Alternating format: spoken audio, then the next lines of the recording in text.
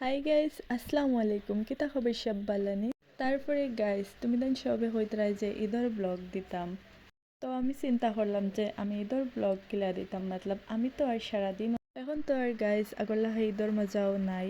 আর তারপরে কেন আমার বাইরে মতলব নামাজও যাওয়ার আগে থেকে হইয়া যে ঈদি দেও ঈদি দেও। আর গাইস ঈদি লোয়ানি মতলব মায়ের হরিয়া লইতে লাগে, কেন তো আর কেউ জানি না মতলব কত সময় মতলব আমার হক লওয়া লাগে, মানে কিতা যে হইতাম আর কিতা করতাম মায়ের হরিয়াও, মানে নিজের হক তো লওয়াও লাগে, তারপরেও মানি না, লইতে তো লাগে না।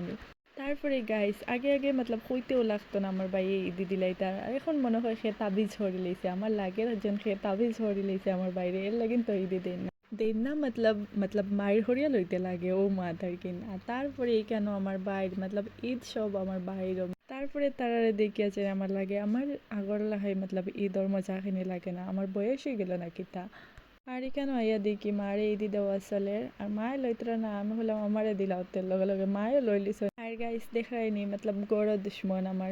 তারপরে গাইস ঈদের দিন তো আর মিষ্টি মানে একটা খাইলে না, মতলব ঈদ কমপ্লিট হইতো না। তো আজকের ব্লগ এতটুকু, চলো টাটা।